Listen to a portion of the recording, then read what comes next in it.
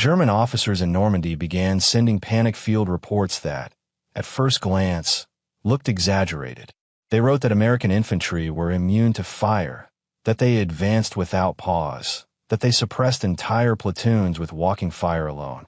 Berlin dismissed these as excuses, the kind of thing commanders say when they can't hold a line. But these weren't excuses. They were warnings. Warnings about a new rhythm of combat that the Germans had never trained to counter. Marching fire was not wild shooting. It wasn't desperation. It wasn't bravado. It was controlled, rhythmic pressure. Pressure applied with such consistency that German squads lost their internal clock. They couldn't predict when to shift positions. They couldn't anticipate the moment to rise and fire. They couldn't time their bursts. The Americans had removed the breathing space from battle, and German doctrine suffocated without it. The MG-42 was the deadliest machine gun of the war, but even the MG-42 needed visibility and timing. Marching fire denied both. German gunners said they saw Americans through the smoke, moving steadily, firing steadily, never fully exposing themselves, never giving the MG-42 the perfect shot. The American line looked elastic, one gunner wrote. It moved and fired like a single creature. He expected chaos. He expected panicked troops. Instead, he got a tide. The reason this work becomes even clearer when you look at how American squads were actually built. A U.S. rifle squad wasn't centered around one weapon.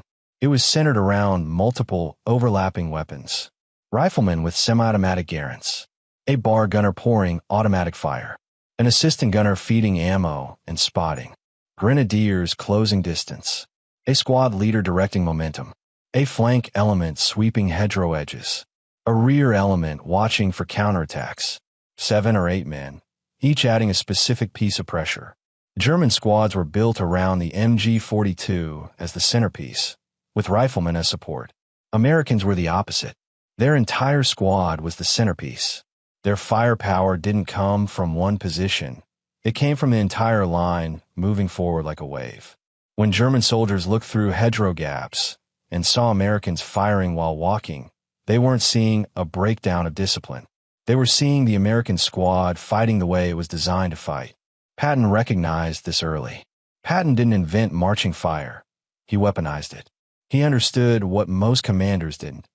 If you could make infantry advance without stopping, you could crush static German defenses before they could adapt. He saw how the M1 Garand's design matched American instinctive shooting culture. He saw how constant motion shattered the carefully planned kill zones of German defenses. And he forced this doctrine into his units with an obsession that bordered on fanaticism. In his own words, an infantryman who stops moving dies. A man who moves and fires lives. Patton pushed the idea ruthlessly. His officers drilled troops in firing from the hip, firing while stepping, firing while crouching, firing while sweeping arcs across likely enemy cover. He wanted every soldier to be comfortable hitting a man-sized target while jogging, walking, or rising from prone. He wanted fluidity. He wanted aggression. He wanted instinct. And he got it. Patton's men turned marching fire into something closer to a storm. They didn't just walk and fire. They flowed forward. Riflemen advanced behind tanks, using the armor as a moving wall, pouring fire left and right. Then they'd peel off, sprint to another hedgerow, and resume marching fire from a new angle. Bar gunners shifted constantly. Squad leaders barked orders while moving forward. No one paused. No one waited. The Germans had a word for it. Feuerlahn. A fire avalanche. Marching fire reorganized the battlefield in real time.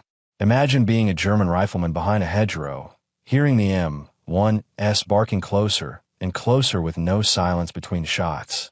Your training tells you to wait for the enemy to stop so you can get a clean shot. But they don't stop. They're already at 100 meters. Already at 80. Already at 50. You peek for a second because you need to fire, and someone in that line hits you before your bolt closes. That's the psychological power. Americans firing on the move punished hesitation. German doctrine depended on hesitation. German officers started telling Berlin something unprecedented. The Americans do not allow recovery. This was especially true when marching fire met the bar, a weapon the Germans feared more than almost anything else carried by infantry. Not because it was the most powerful. The MG-42 dominated in pure volume. but because the bar moved. The MG-42 was stationary. The bar advanced. And when the bar advanced, German lines dissolved. Bar gunners trained to walk behind the rifle line, firing bursts that kept the enemy ducking. The amount of suppression one bar generated was staggering, enough to blind a position long enough for riflemen to close another 15 meters. And that's when grenades entered the fight. Marching fire wasn't about killing. It was about getting close enough to end the position. Once American infantry got within grenade range, the fight was over. One American platoon leader put it bluntly: you march fire until you can throw. Then you throw until you can enter. You see the chain reaction? Walking fire, bar bursts, grenade range, position collapse. German commanders realized what was happening too late. Their counterattacks began failing. Their ambushes lost timing. Their retreats became desperate. Their machine gun nests were overwhelmed before they could relocate. Marching fire didn't just break German lines.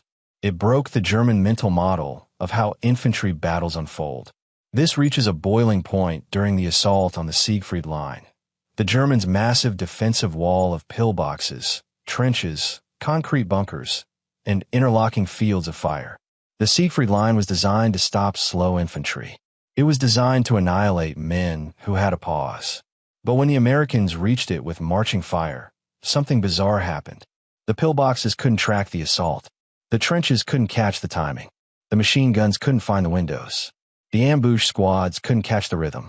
And the American infantry, walking forward firing, closed in until grenades and satchel charges tore open the fortifications. German officers wrote, "They do not fight like other armies. They do not stop. They break everything by momentum." And that's the exact heart of this style. Marching fire wasn't accurate. It wasn't elegant. It wasn't pretty. But it was unrelenting. It was pressure made physical. It was fear weaponized into motion. It was firepower smeared across distance like a moving wall. And the Germans simply couldn't match it because their entire doctrine, from rifle design to squad composition, fought against the idea of constant movement. The Americans built a doctrine around the rifle. The Germans built a doctrine around the machine gun. And marching fire exploited that difference perfectly. German commanders eventually realized the terrible truth. The Americans weren't winning because they were stronger, braver, or more experienced. They were winning because they were fighting differently. That difference wasn't theoretical. It wasn't philosophical. It wasn't the product of officers debating strategies in distant headquarters. It was born from the instincts of millions of young Americans who'd grown up with rifles in their hands long before they wore uniform. This is the piece of the story German intelligence never understood. Marching fire only worked because the average American soldier already knew how to shoot without thinking about it. If you were a farm kid from Iowa, you'd been firing at moving coyotes since you were 12. If you grew up in rural Kentucky, you'd shot squirrels in trees with iron sights at angles soldiers in Europe rarely practiced. If you grew up in Montana, you tracked deer at walking pace across brush so thick it nearly matched the hedgerows of Normandy. Even boys from industrial cities had backyard ranges, Boy Scout marksmanship badges, or uncles who hunted on weekends. American shooting wasn't formal. It wasn't stiff. It wasn't trained into them by doctrine. It was cultural. This is what marching fire relied on. A form of instinctive, non-deliberate shooting that let a soldier lift the rifle, see a shape, and pull the trigger without freezing to think. No bolt, no pause, no reset, just continuous micro-adjustments made by muscle memory. German soldiers didn't have that. They had outstanding discipline, iron formations, textbook technique, but not instinctive shooting. Their rifles weren't built for it, and neither were their habits. Marching fire accelerated that gap. While German infantry were completing the slow, deliberate movements required to cycle a bolt, Americans were firing 3 or 4 rounds. While Germans were resetting their positions, Americans were closing 10, 15, 20 more meters. While Germans were waiting for the freeze moment to get a clean shot, Americans denied that moment entirely. Imagine that on the ground. Imagine the psychological pressure. A German rifleman lift his head. An American round would smack the hedgerow inches above him. He'd lift again, another round. He'd lift a third time. A bar burst would rake the branches over his helmet. Before he could stabilize his rifle, the enemy was 10 meters closer.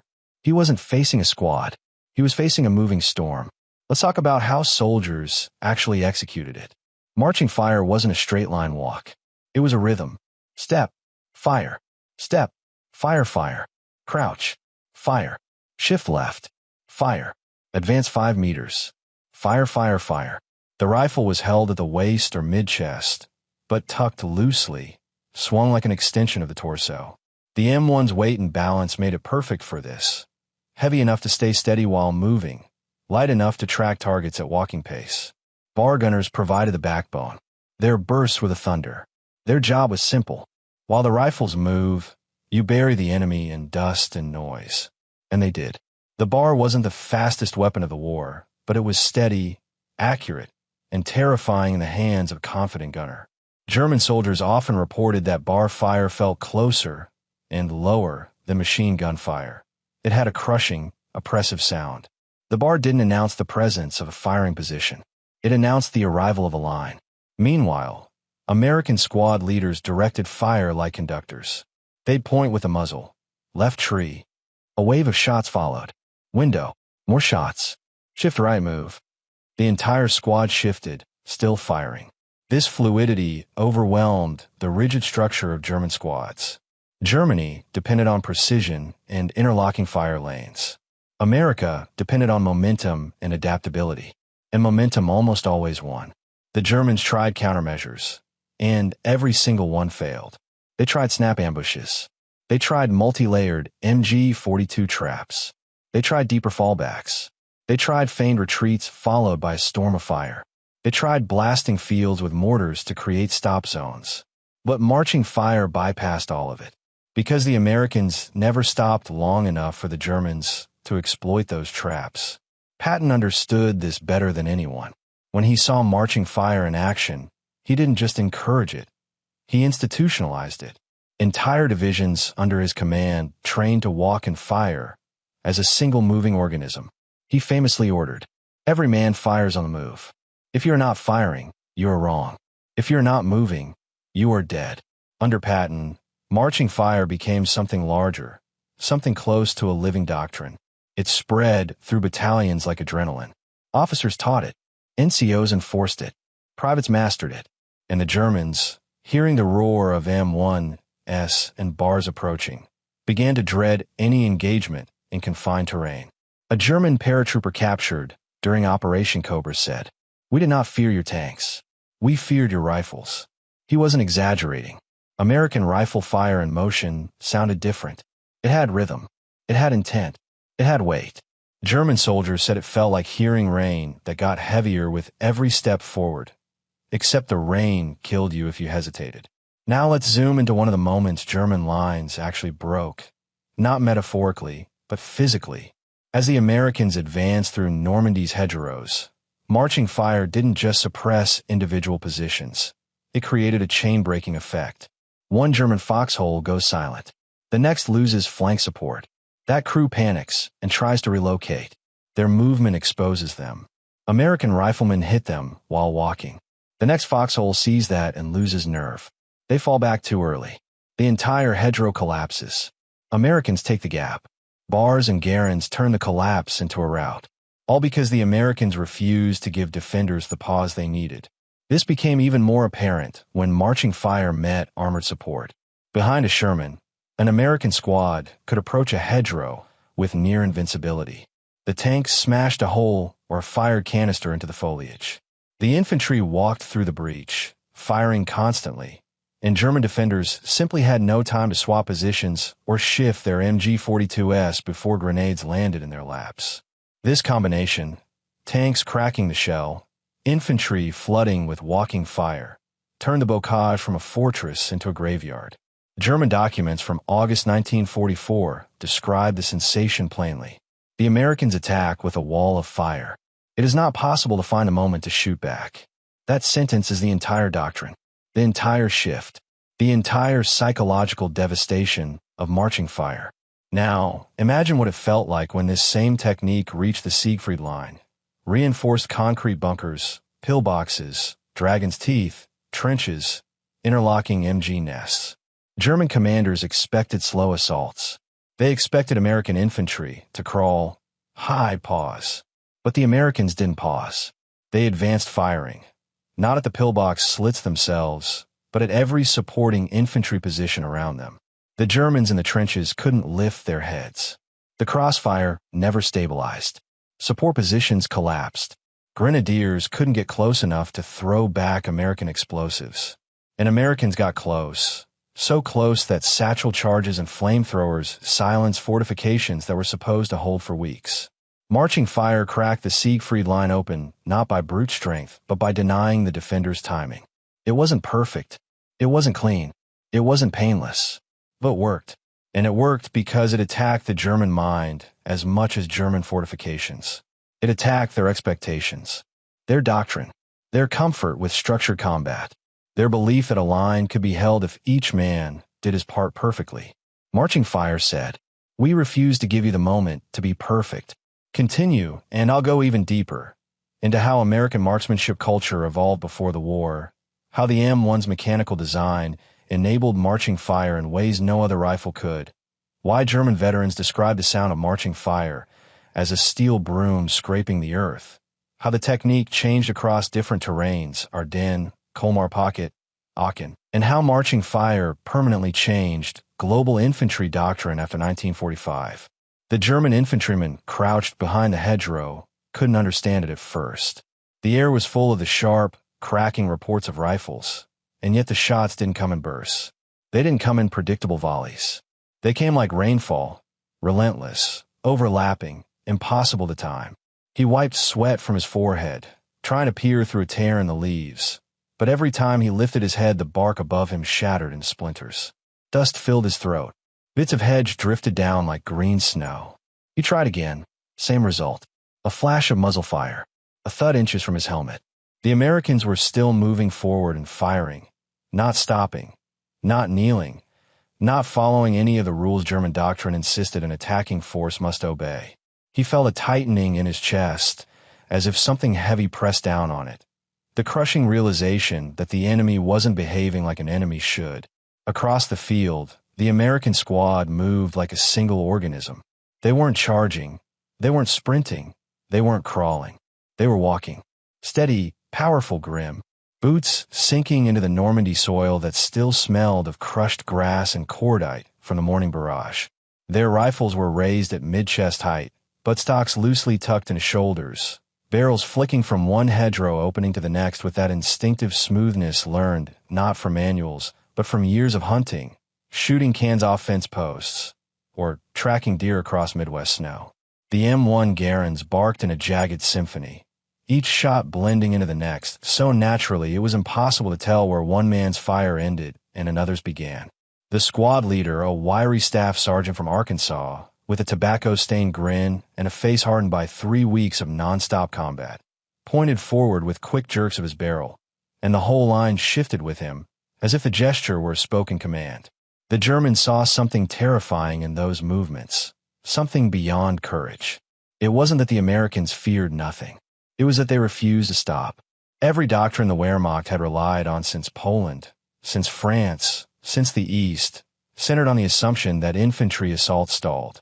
Men stopped, dropped, scrambled for cover, hesitated, froze, exposed themselves at the wrong moments. The Germans had learned to read those freeze points like watchmakers' red gears. Fire when they stop. Fire when they shift. Fire when they re-aim. Fire when they reload.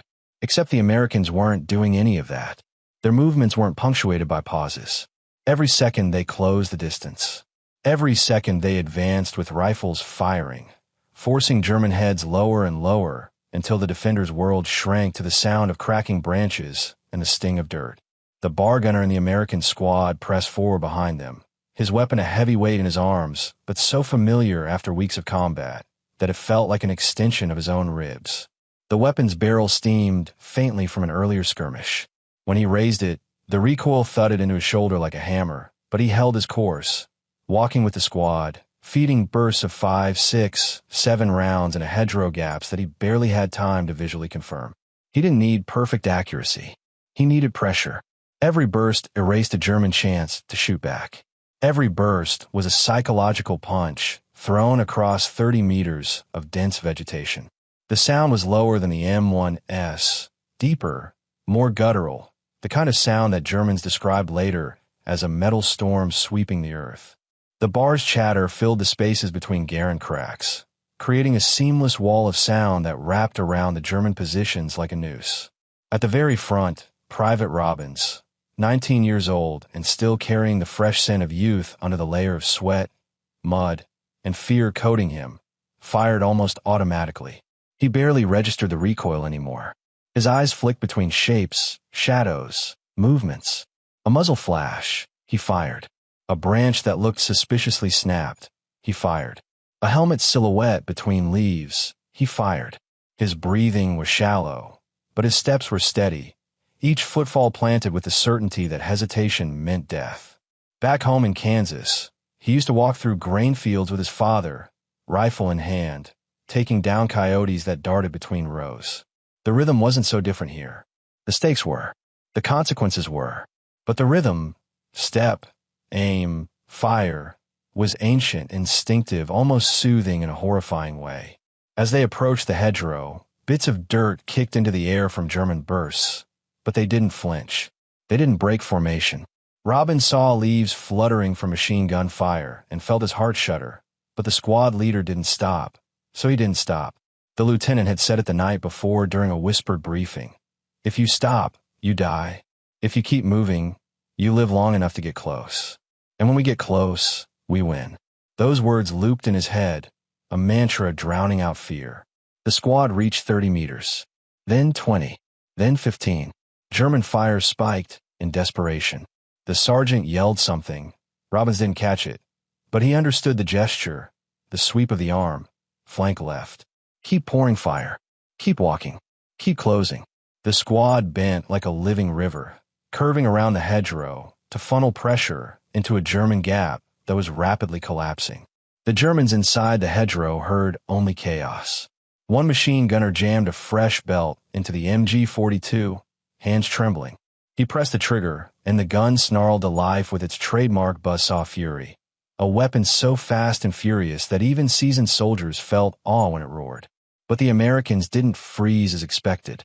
They didn't drop to the ground in panic. They dispersed just enough to break the gunner's angle, lifted their Garands, and fired through the smoke and foliage while walking forward.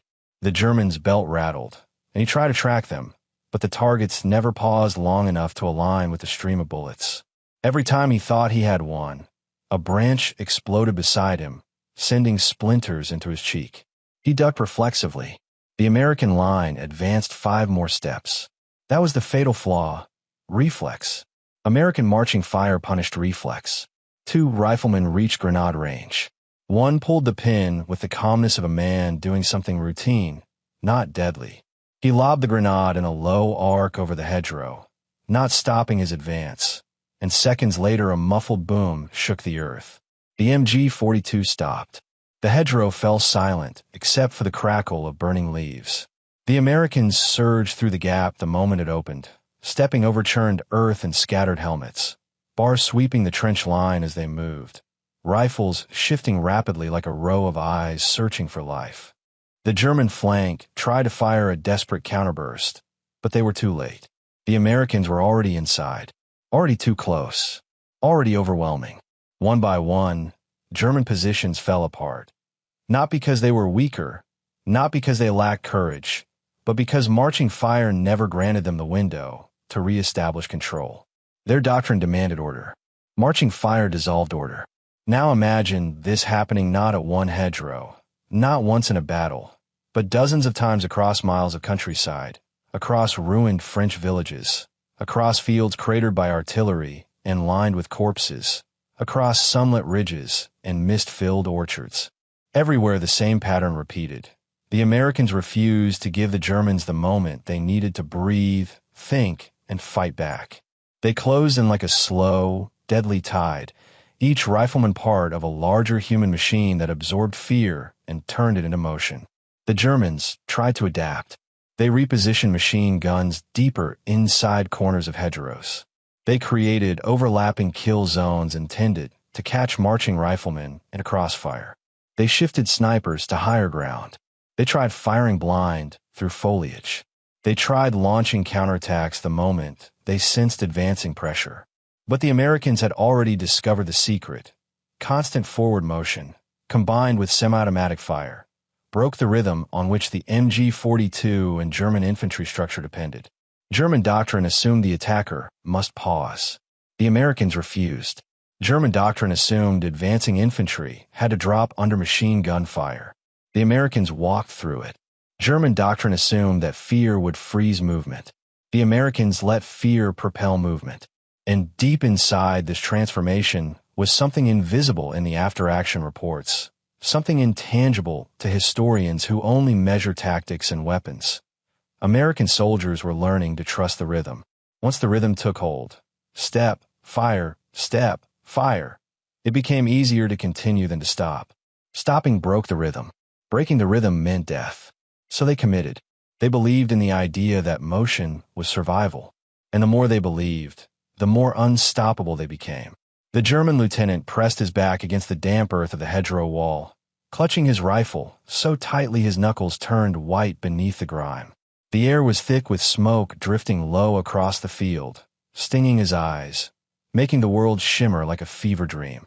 He tried to swallow, but his throat clenched. The sound coming toward him wasn't normal rifle fire. It wasn't the disciplined crack of a volley, nor the predictable cadence of an organized assault. It was something far more unnerving, a rolling wave of shot spaced just unevenly enough to feel chaotic, yet too steady to be random. It sounded like a forest of snapping branches chasing him, closing in. Every time the firing dipped for half a second, the sound of boots pressing forward filled the gap, the crunch of grass, the shuffle of gear, the grunt of men breathing through exertion and fear. This wasn't how infantry advanced, not how any infantry in Europe advanced. He tried to signal his men, but another burst from the bar tore through the hedge above his head, showering him in leaves and dirt. The gun's roar was different from the MG-42 he trusted. It was less frantic, less hurried, almost confident in its mechanical rhythm. Where the MG-42 unleashed a furious 1,200 rounds per minute that turned the battlefield into a blur of terror, the bar pounded through the air like the heartbeat of some giant engine, driving the American line forward. And the Garands, those cursed Garands, cracked with such speed and consistency that it felt like the rhythm of the battlefield itself was tilting in the Americans' favor. He lifted his rifle, intending to fire, but the moment he cleared the hedge, a round smacked the dirt inches from his muzzle. He flinched and ducked back down, cursing, the echo pounding in his ears. He had barely exposed himself for a fraction of a second. A fraction, and somehow they caught it. The Americans were firing as they moved, firing without stopping, firing without the deliberate pause German riflemen depended on. He tried to explain it to himself. Wild shooting, he muttered. They'll run out of ammunition. They'll lose accuracy. But the truth pressed heavier than the rifle stock against his chest. They weren't shooting wildly. They were shooting instinctively. And instinct was faster than training. Out in the field, the American squad kept advancing with that same unnerving calm. Sweat poured down their faces, eyes narrowed behind the grit and dust. Their uniforms clung to them, soaked with a mixture of rain, mud, and adrenaline-fueled sweat. The sergeant raised his hand and sliced the air to the right.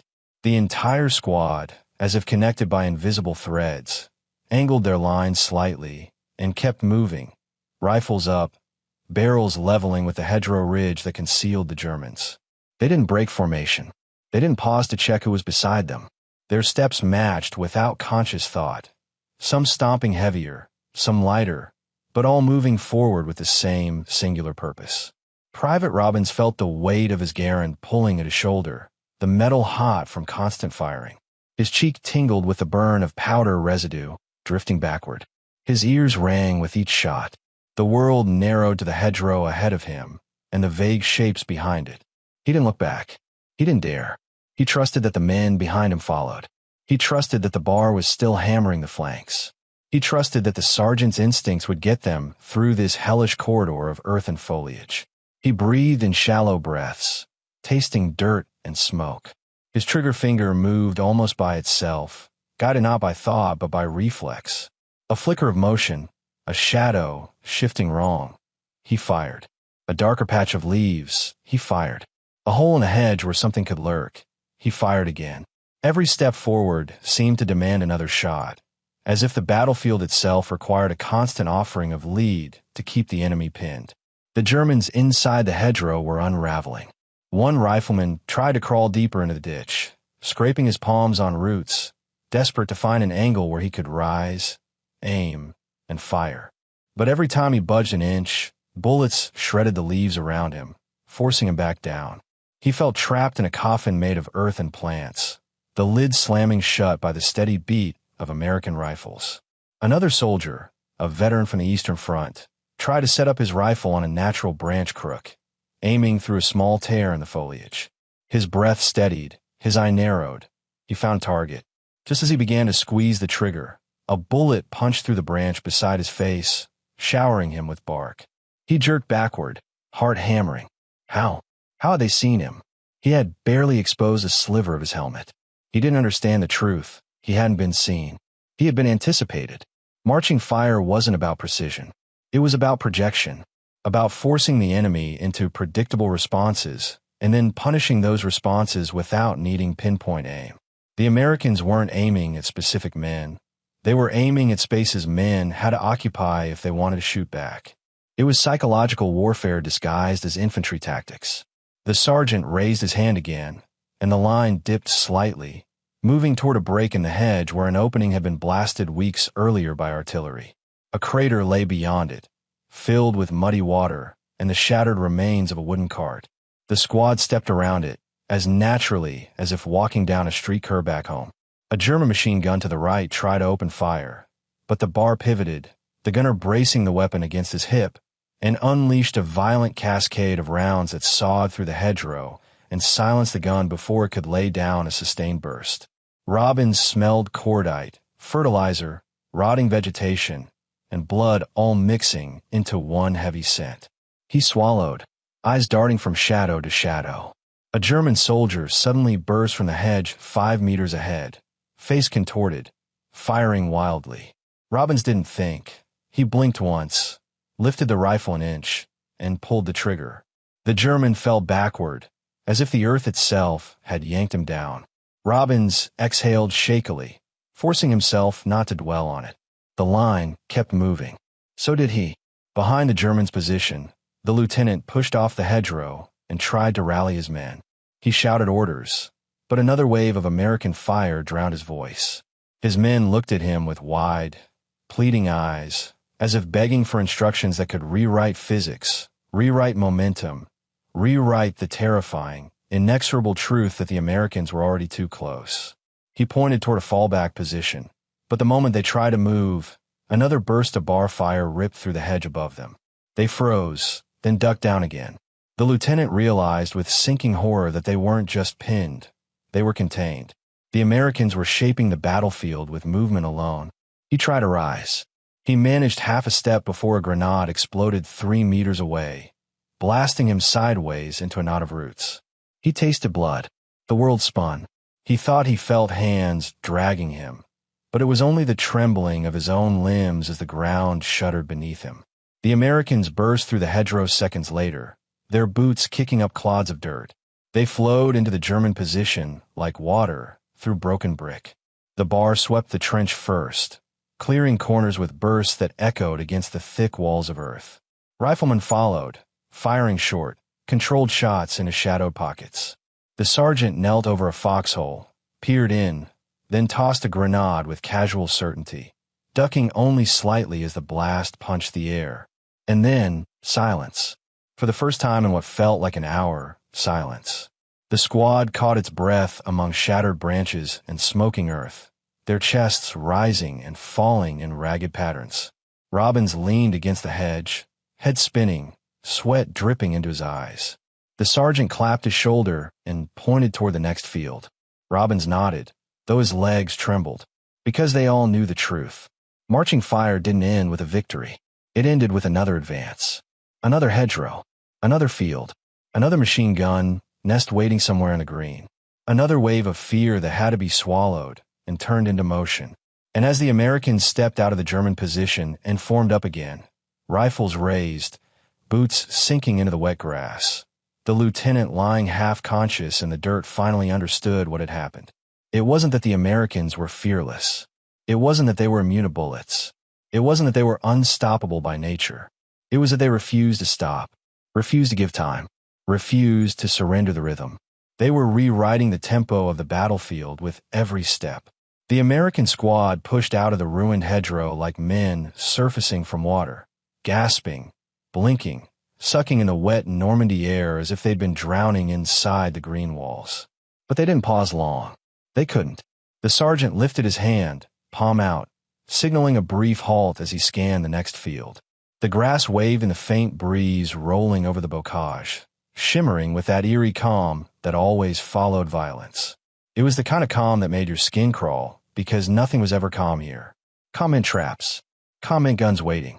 Calm meant that somewhere out there, Germans lay in silence, watching, listening, tightening the straps on their helmets, steadying their rifles. Robbins wiped sweat from his brow with the back of his sleeve, then tightened his grip on his Garand, feeling the weight of the rifle settle into his arms like a familiar friend.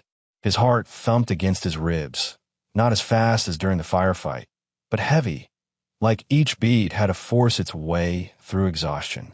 He glanced down at his uniform, streaked with mud and torn at the sleeve from a near miss. He felt older than he had an hour ago. Days in combat stretched time, bending it, warping it until minutes felt like hours and hours felt like a lifetime.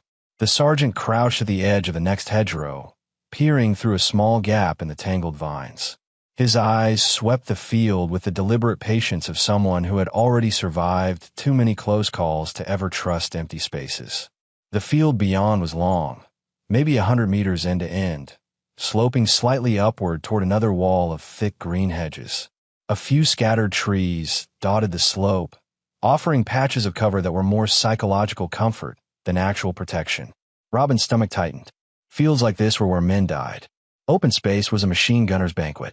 The sergeant flicked his eyes back at the squad and gave the signal to tighten formation. Robin swallowed. They were going straight through that field. He felt the air shift. Moments like this always had a strange electricity. It wasn't fear exactly. Fear had been baked into him days ago.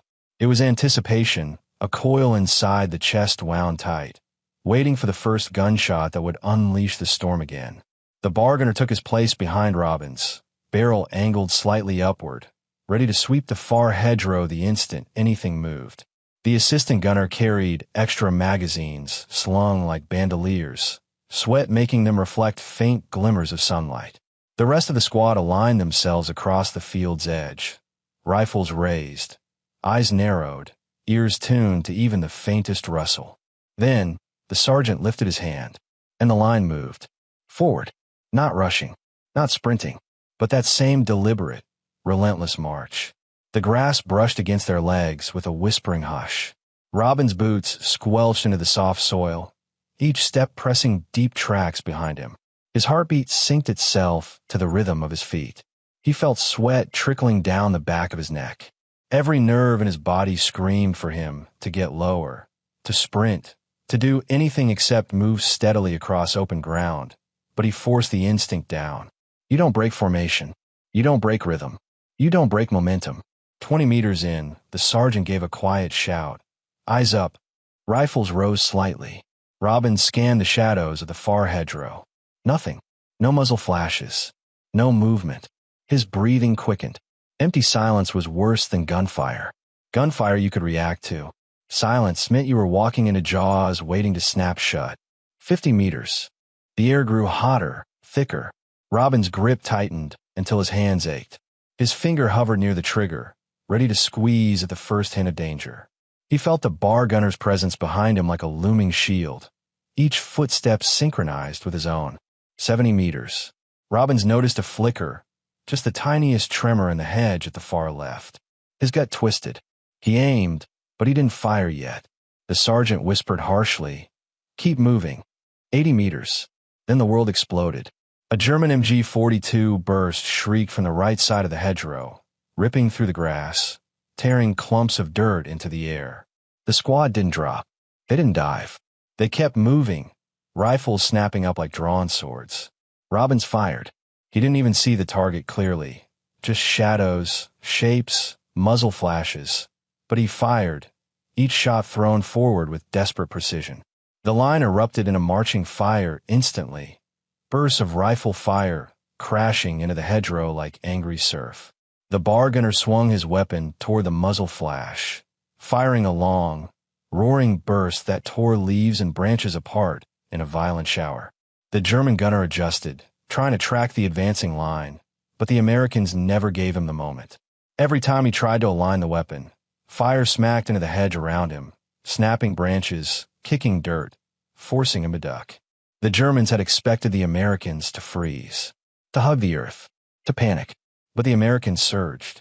Robin stepped forward, firing again and again, his rifle barrel jerking slightly with each report. Bullets whipped past him, slicing through the air with a sinister hiss. One smacked into the ground, so close he felt dirt sting his ankle. He grit his teeth, lifted the rifle, fired again. The Germans tried to compensate. Another machine gun joined the first, then a third.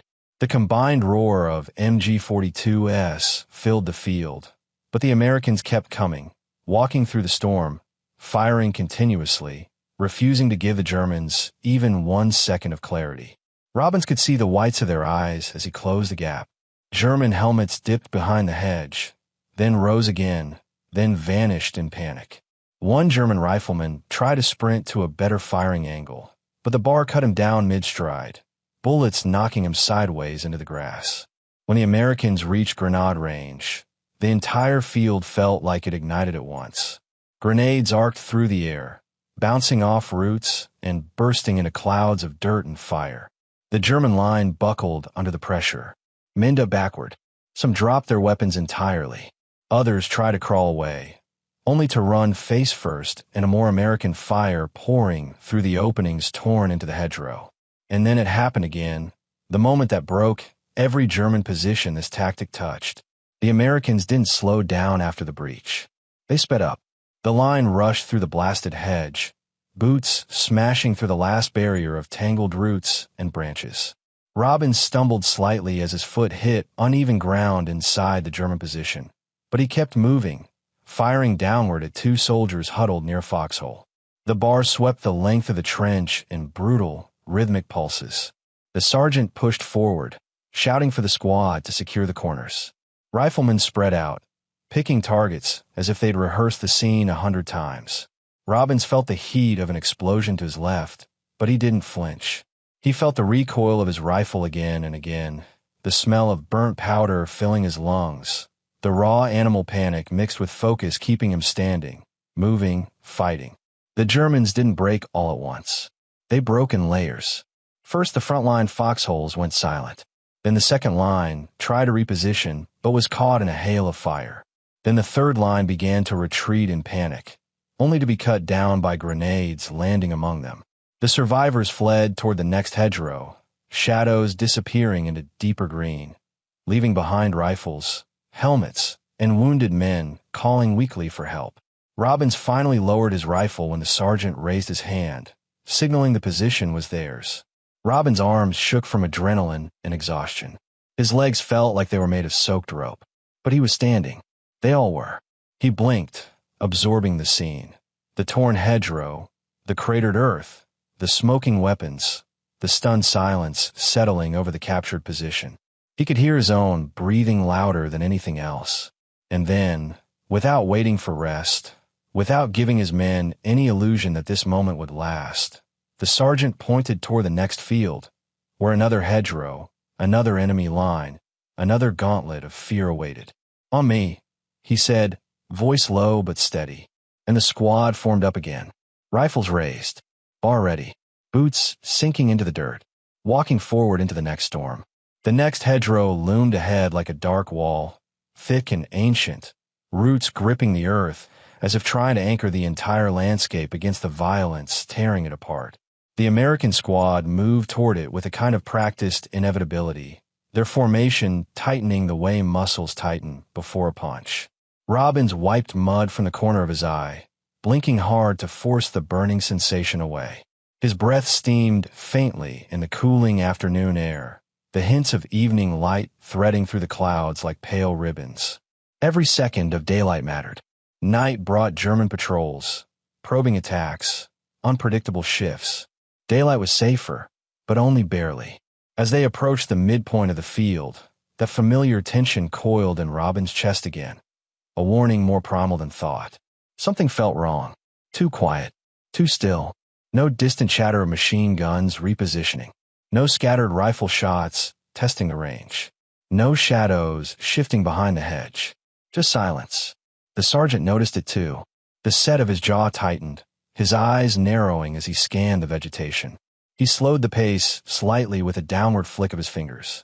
The squad mirrored him instantly, steps shortening, rifles rising. Robbins felt the air thicken with anticipation.